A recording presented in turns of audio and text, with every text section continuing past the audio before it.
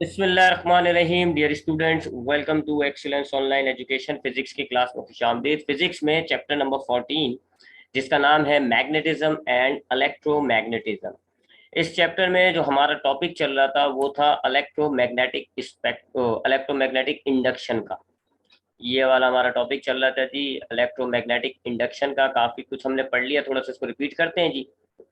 तो electromagnetic induction क्या है कि अगर आप अगर एक कंडक्टर है और एक मैग्नेटिक फील्ड में रखा हुआ है, तो उस कंडक्टर में, अगर उस कंडक्टर के अराउंड जो मैग्नेटिक फ्लक्स है अगर वो तब्दील होता है तो हमारे उस कंडक्टर में एक करंट इंड्यूस हो जाएगा, एक ईएमएफ इंड्यूस हो जाएगा। इस फिनोमिना को हम कहते हैं इलेक्ट्रोमैग्नेटिक इंडक्शन। ठीक है जी। मिसाल के तौर पे अगर आपके पास ये कॉइल है जी, सपोज करें ये कॉइल है और इसके अराउंड ये मैग्नेटिक फील्ड है। ठीक है जी, ऐसे मैग्नेटिक फील्ड गुजर रही है। अब अगर आप इस कॉइल, अभी इस वक्त मैग्नेटिक फ्लक्स जो है वो कांस्टेंट है तो कोई करंट इसमें जनरेट नहीं होगा। अगर आप इसका मैग्नेटिक फ्लक्स जो होता है वो इसको तब्दील करें, अब कैसे तब्दील होगा? या तो आप जो मैग्नेट होता है उसको मूव करना शुरू करें या आप कंडक्टर को मूव करें, तो दोनों सूरतों में ये वेरिएबल हो जाएगा, ये तब्दील होना शुरू हो जाएगा। तो जब एक कंडक्टर के अक्रॉस जो मैग्नेटिक फ्लक्स होता है अगर वो तब्दील होता है तो फिर अब इस कंडक्टर के अंदर एक करंट इंड्यूस हो जाएगा और उस करंट की वजह से एक ईएमएफ इंड्यूस होगा। इस फिनोमेना को हम कहते हैं इलेक्ट्रोमैग्नेटिक इंडक्शन। फिर उसके बाद हमने इसका दो लॉ पढ़े जी। फ्राडे ने दो लॉ पेश किए थे, वो दो लॉ पढ़े जी। पहला ये है कि अगर एक कंडक्टर मैग्नेटिक फील्ड में मौजूद है और उसका मैग्नेटिक फ्लक्स चेंज हो रहा है तो उस कंडक्टर में एक करंट इंड्यूस हो जाएगा, एक ईएमएफ इंड्यूस हो जाएगा। लेकिन ये उस वक्त तक रहेगा जब तक फ्लक्स जो है वो चेंज है, और अगर फ्लक्स जो है वो कांस्टेंट हो जाता है तो फिर करंट जो है वो खत्म हो जाएगा। दूसरा लॉ ये है कि ये जो इंड्यूस ईएमएफ होता है, यानी कि जो कंडक्टर में ईएमएफ पैदा हुआ है, ये दो चीज़ों से डायरेक्टली प्रोपोर्शनल है। एक आपके कॉइल में कितनी टर्न्स पाई जा रही हैं, और दूसरा जो फ्लक्स हो रहा है, चेंज जो फ्लक्स हो रहा है उसके रेट से। तो उस हिसाब से हमने ये फॉर्मूला जो है वो ड्राइव किया था जी। इंड्यूस ईएमएफ का फॉर्मूला होता है minus N delta five M upon delta T. Minus क्यों आ रहा है जी? माइनस आ रहा है due to Lenz law. Lenz law की मदद से माइनस आ रहा होता है। बाकी ये एन जो है वो नंबर ऑफ टर्न्स है, और ये फाइव अपॉन टी जो है ये rate of change of flux है। फिर मैंने आपको लेंस लॉ बताया जी। लेंस लॉ क्या है जी? 1835 को लेंस ने ये लॉ पेश किया था और उसने कहा था कि इंड्यूस ईएमएफ, इंड्यूस जो करंट होता है उसकी डायरेक्शन इस तरह होती है कि जिस वजह से वो पैदा हो रहा है उसको वो अपोज करने लगे। अगर मैग्नेट आपका जो है वो, मैंने एग्जांपल्स भी दी थी, अगर आप मैग्नेट को ऐसे मूव कर रहे हैं तो अब जो इंड्यूस करंट होगा उसकी डायरेक्शन होगी एंटी क्लॉकवाइज, ताकि कॉइल का जो फेस है वो नॉर्थ बन जाए और वो इस करीब आते हुए मैग्नेट को अपोज करने लग जाए। फिर हमने म्यूचुअल इंडक्शन पढ़ी जी। म्यूचुअल इंडक्शन क्या होती है? अगर आप दो कॉइल लें, एक को आप प्राइमरी कहते हैं, एक को आप सेकेंडरी कहते हैं। प्राइमरी में करंट आप पास करें तो उसकी जो मैग्नेटिक फील्ड है वो सेकेंडरी से भी गुजर रही होती है। अब अगर प्राइमरी कॉइल के करंट को आप चेंज करेंगे तो फ्लक्स चेंज होगा, मैग्नेटिक फ्लक्स जो है वो प्राइमरी का भी चेंज होगा, साथ साथ सेकेंडरी का भी होगा।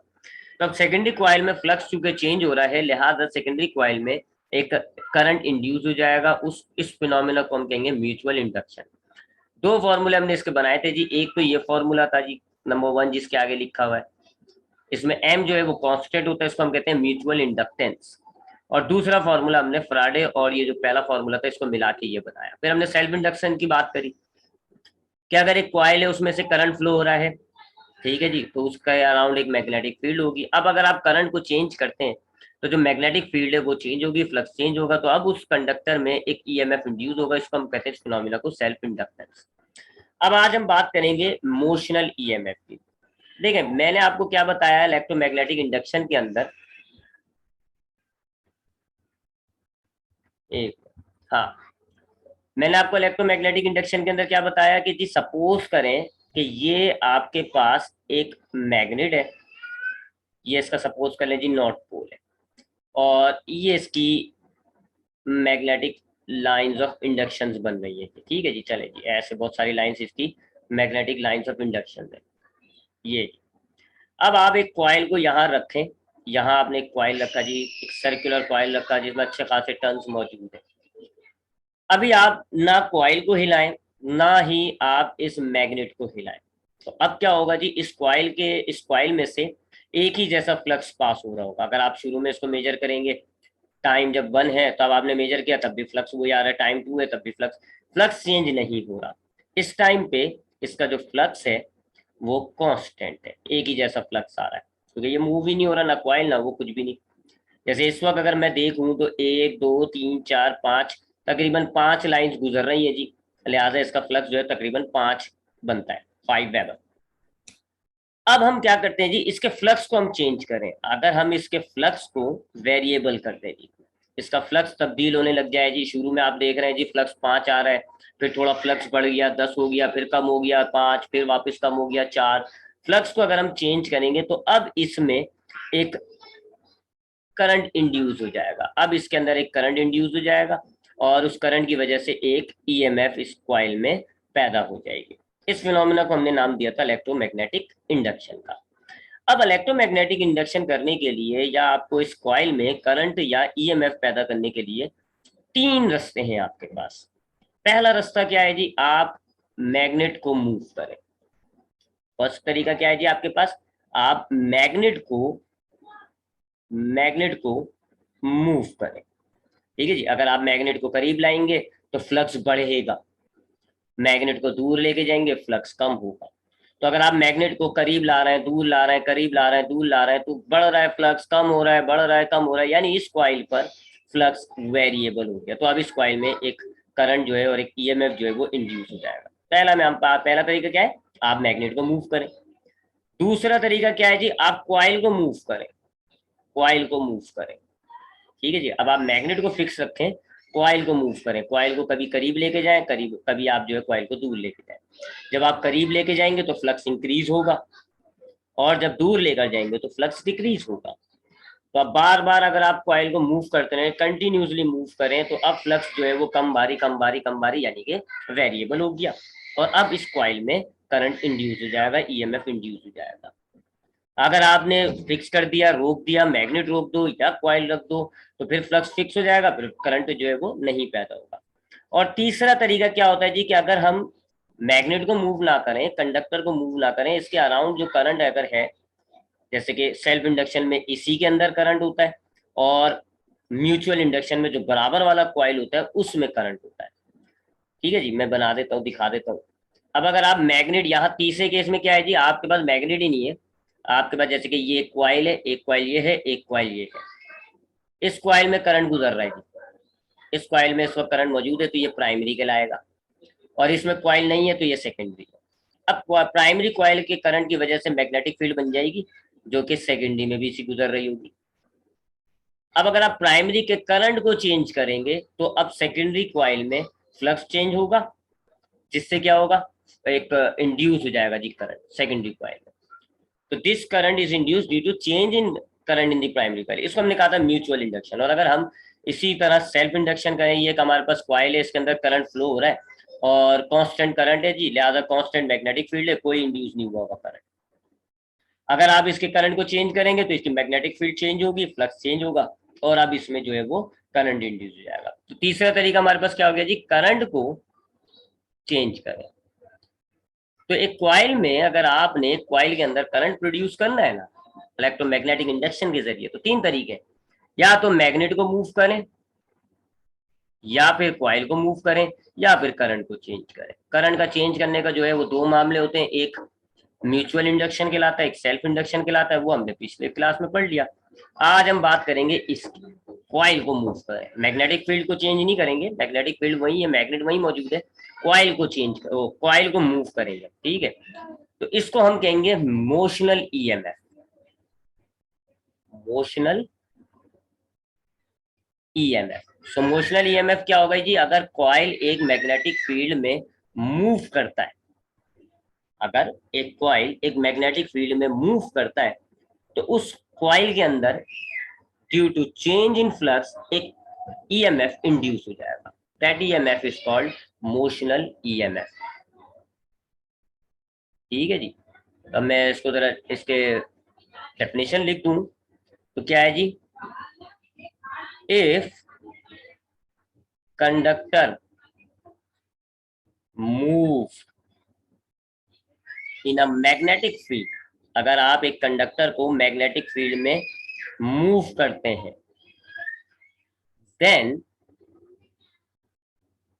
N EMF will induce in the conductor.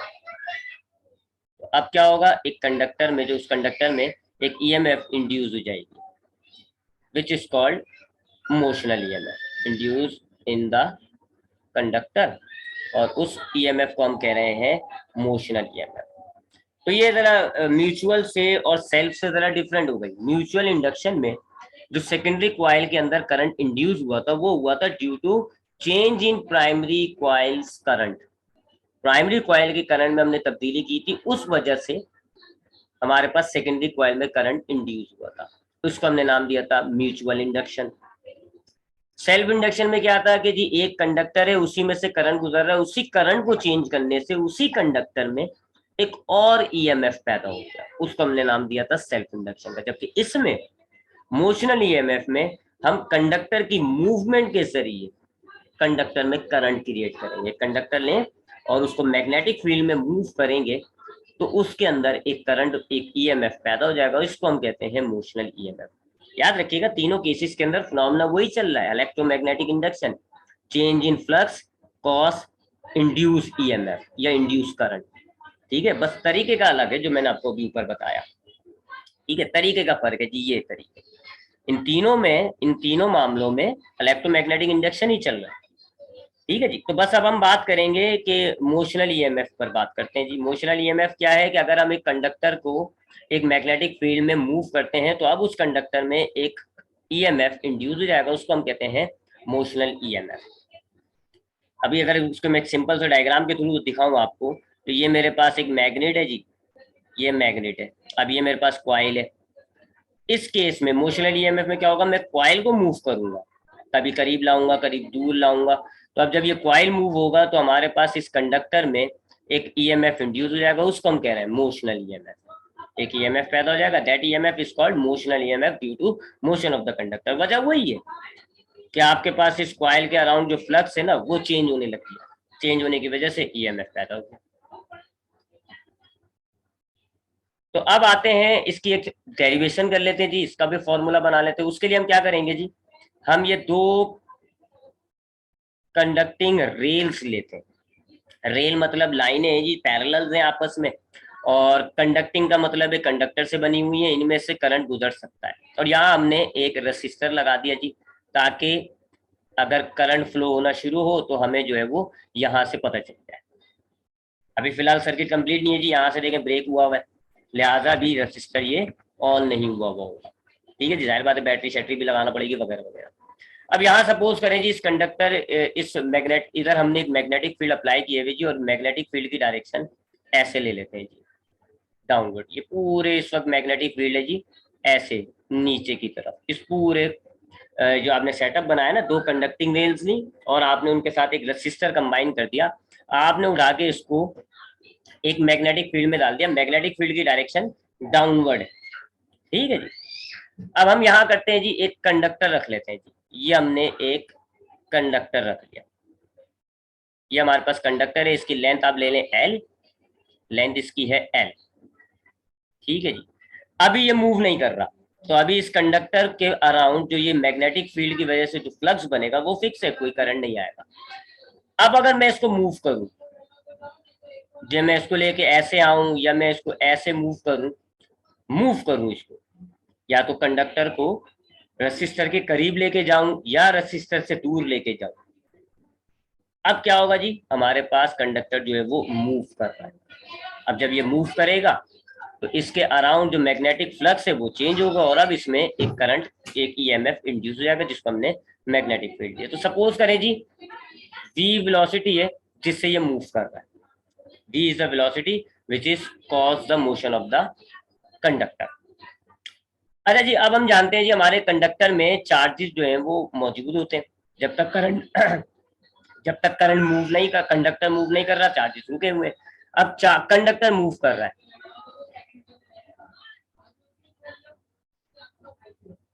Conductor जो है वो मूव कर रहा है। जाहिर बात है, जब कंडक्टर मूव करेगा तो इसके अंदर जो चार्जेस हैं इसके अंदर जो चार्जेस हैं अब वो भी मोशन में आ गए जी, वो भी इसी डायरेक्शन में, जिस डायरेक्शन में वेलोसिटी है उस डायरेक्शन में वो मूव कर रहा है।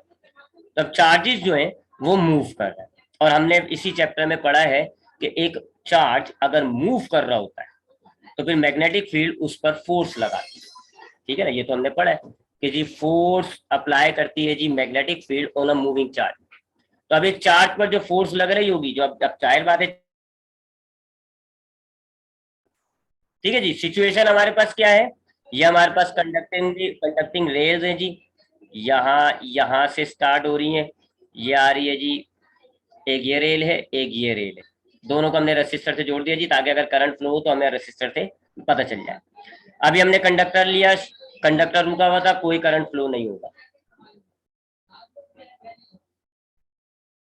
अभी जो है वो कंडक्टर, ठीक है, हाँ, तो कंडक्टर जब रुका हुआ था कोई करंट फ्लो नहीं होगा जी, क्योंकि मैग्नेटिक फील्ड जो है वो रुके हुए चार्जेस पर फोर्स नहीं लगाती। हाँ, जब हमने कंडक्टर को मूव किया तो जाहिर बात है कंडक्टर मूव हो रहा है तो इसके अंदर जो मौजूद चार्जेस हैं वो भी मूव करेंगे, और जब चार्जेस मूव करेंगे तो अब मैग्नेटिक फील्ड मूविंग चार्ज पर फोर्स अप्लाई करती है। Force by magnetic field, force by magnetic field on moving charge. ठीक है जी, तो आप सपोज कर लें ये चार्जेस मूव हो रहे हैं मैग्नेटिक फील्ड में, तो आप फोर्स लगेगी, और फोर्स हमने ड्राइव किया हुआ है जी, कितनी होती है force, Q V B sine theta, जो हमने इस चैप्टर में बिल्कुल स्टार्टिंग में हमने ड्राइव की थी।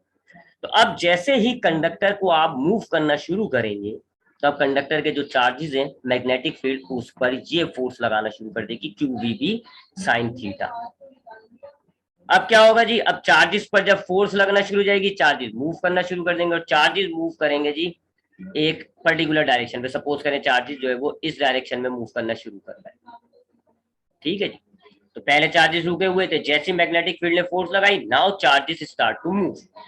अब चार्जेस जो है वो सपोज करें एक्स से लेके वाई तक जा रहे हैं, तो वाई पे चूंकि चार्जेस जमा हो रहे हैं, नेगेटिव चार्जेस होते हैं तो वाई पे नेगेटिव आ जाएगा, और यहाँ चूंकि चार्जेस कम हो जाएंगे तो यहाँ पॉजिटिव चार्ज आ जाएगा, पोटेंशियल डिफरेंस क्रिएट हो गया। ठीक है ना, पहले चार्जेस रुके हुए थे, जैसे मैग्नेटिक फील्ड लगी तो अब चार्जेस जो है वो मूव करना शुरू हो गए, सारे चार्जेस एक्स से मूव करते हुए वाई पे जा रहे हैं, तो वाई पर हमारे पास ज्यादा चार्जेस हो जाएंगे नेगेटिव चार्जेस, तो वहां पर नेगेटिव चार्ज आ जाएगा, और एक्स की तरफ जो है चार्जेस कम हो जाएंगे तो यहाँ पॉजिटिव चार्ज आ जाएगा। तो अब यहाँ आप देख रहे हैं कंडक्टर में एक पोटेंशियल डिफरेंस क्रिएट हो गया है, और ये जो रसिस्टर है ये अब काम करना शुरू कर देगा, क्योंकि अब इसको कंडक्टर करंट मिलना शुरू हो गया है और ये काम करना शुरू कर दिया, इसका मतलब है ईएमएफ जनरेट हो गया, ईएमएफ जो है वो जनरेट हो गया। ठीक है जी, अब ईएमएफ का फॉर्मूला बनाना है हमें। ईएमएफ तो हमने देख लिया ना, पहले कंडक्टर रुका हुआ था, चार्जेस रुके हुए थे, जैसे ही वो मूव करा तो मैग्नेटिक फील्ड ने उस फोर्स चार्जेस पर फोर्स लगाई और अब सारे चार्जेस मूव होना शुरू हो गए, पॉजिटिव नेगेटिव आ गया। अब जब पोटेंशियल डिफरेंस आ गया है तो अब रसिस्टर को करंट मिलना शुरू हो गया, रसिस्टर स्टार्ट, ईएमएफ जनरेट हो गया। अब ईएमएफ की वैल्यू मालूम करने के लिए हम सबसे पहले वर्क कैलकुलेट करेंगे जी। वर्क का फॉर्मूला होता है work equals to force into distance. Force कितनी है, Q V B sine theta, multiply by distance कितना कवर कर रहे हैं जी, चार्जेस जो है सपोज करें यहाँ एक्स से लेके वाई तक जा रहे हैं, यानी कि लेंथ ऑफ द कंडक्टर जो है उस उतना डिस्टेंस कवर कर रहा है, लिहाजा डिस्टेंस जो है वो लेंथ ऑफ कंडक्टर हो जाएगी। ये हमारे पास वर्क आ रहा है, ये हमारे पास फोर्स आ गई, that is force and that is work. अब ये जो पोटेंशियल डिफरेंस क्रिएट हुआ है इसको कैलकुलेट करते हैं जी। ये जो पोटेंशियल डिफरेंस क्रिएट हुआ है ना, पोटेंशियल डिफरेंस, अब इसको कैलकुलेट करते हैं। पोटेंशियल डिफरेंस का फॉर्मूला होता है जी वर्क अपॉन चार्ज। ठीक है जी, वर्क अपॉन चार्ज।